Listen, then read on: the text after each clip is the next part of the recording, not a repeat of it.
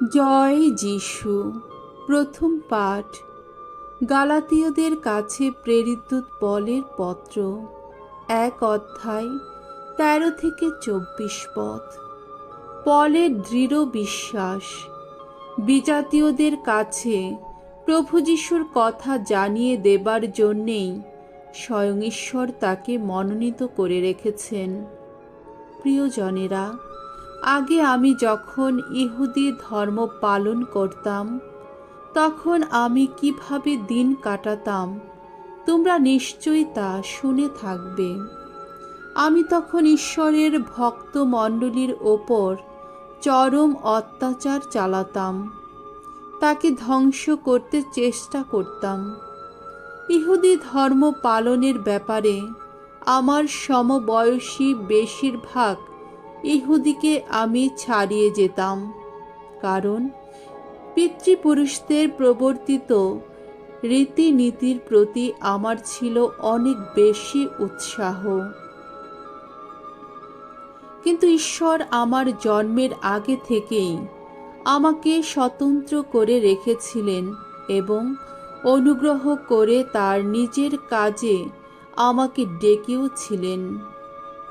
একদিন তিনি প্রসন্ন হয়ে আমার কাছে তার পুত্রকে অলৌকিকভাবে প্রকাশ করলেন, যাতে আমি বিজাতীয়দের কাছে তার সেই পুত্রের মঙ্গল বার্তা প্রচার করি।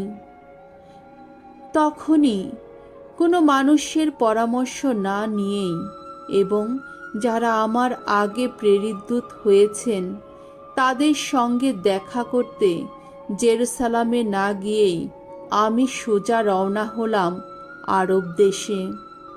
পরে সেখান থেকে আবার দামাস্কাসে ফিরে এলাম। তারপর 3 বছর পরেই আমি পিতরের সঙ্গে পরিচিত হবার জন্যে জেরুসালামে গেলাম। সেখানে 15 দিন তার সঙ্গেই রইলাম। ভাই যাকব ছাড়া প্রেরিতদের আর কারো সঙ্গে তখন আমার দেখা হলো না। তোমাদের কাছে এই যা কিছু লিখছি, ঈশ্বর সাক্ষী, তা মিথ্যা নয়। আমি তারপর গেলাম সিরিয়া ও সিলিসিয়া প্রদেশে। তখনও পর্যন্ত আমি জুদেয়ার খ্রিস্টমণ্ডলীগুলির কাছে প্রত্যক্ষভাবে পরিচিত ছিলাম না।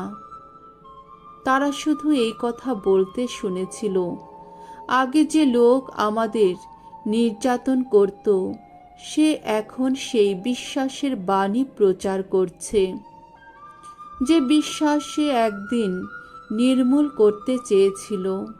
তাই আমার জন্যে তারা ঈশ্বরের বন্দনাও করত। প্রভুর বাণী। ঈশ্বরকে ধন্যবাদ।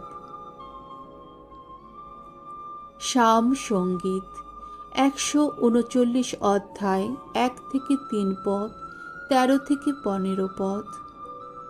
ধো, ওগো প্রভু, আমাকে সঙ্গে নিয়ে যাও শাশ্বতেরই পথে। তুমি তো আমায় জানো, ওগো ভগবান, তলিয়ে দেখেছ তুমি আমার অন্তর। আমি কখন যে উঠি, কখন যে বসি, তুমি তো সবই জানো। আমার মনের কথা দূর থেকে বুঝে ফেলো তুমি। আমি কখন যে চলি, কখন যে শুই, সেদিকে তুমি লক্ষ্যই রাখো। আমার গতি বিধি সবই বুঝতে পারো তুমি। আমার অন্তরতম সত্তা তোমারই রচনা। মাতৃগর্ভে তুমি তো বুনে বুনে গড়েছ আমায়। এই আমি, এই যে সৃজন, কত না আশ্চর্য অপরূপ, সেই ভেবে করি আমি তোমারই গুণগান। তোমার সকল কাজ কত অপরূপ, তা তো আমি মনে প্রাণে জানি। সবার আড়ালে আমি হচ্ছিলাম যখন রচিত, সেই মাতৃগর্ভের গভীরে হচ্ছিল যখন এই দেহের বয়ন, তখন আমার সত্তার কোনো কিছুই তো ছিল না তোমার অগোচর। বাণী বন্দনা। জয় জয় প্রভুর জয়। যারা প্রভুর বাণী শুনে, যারা প্রভুর বাণী মানে, ধন্য তারা ধন্য। জয় জয় প্রভুর জয়। মঙ্গল সমাচার। লোকরচিত মঙ্গল সমাচার 10 অধ্যায় 38 থেকে 42 পদ। অতিথি সেবায় নিয়ত মার্থা, ঐশ্ববাণী শ্রবণে নিয়ত মারিয়া। যিশু একদিন একটি গ্রামে এসে পৌঁছলেন। সেখানে মার্থা নামে এক নারী নিজের বাড়িতে তাকে অভ্যর্থনা জানালেন। মারিয়া নামে তার একটি বোন ছিলেন। মারিয়া এসে প্রভুর পায়ের কাছে বসে তার সমস্ত কথা শুনতে লাগলেন। মার্থা তখন অতিথি সেবায় বহু কাজ নিয়ে খুবই ব্যস্ত। তিনি এসে বললেন, প্রভু, এই যে আমার বোন সব কাজ কর্মের ভার আমার একার উপরেই ফেলে দিয়েছে, ব্যাপারটা কি আপনার কাছে কিছুই নয়? ওকে আপনি বলুন ও যেন আমাকে একটু সাহায্য করে। কিন্তু প্রভু তাকে উত্তর দিলেন, মার্থা, মার্থা, তুমি তো অনেক কিছু নিয়েই চিন্তিত ও বিচলিত, কিন্তু দরকার শুধু একটি জিনিসেরই।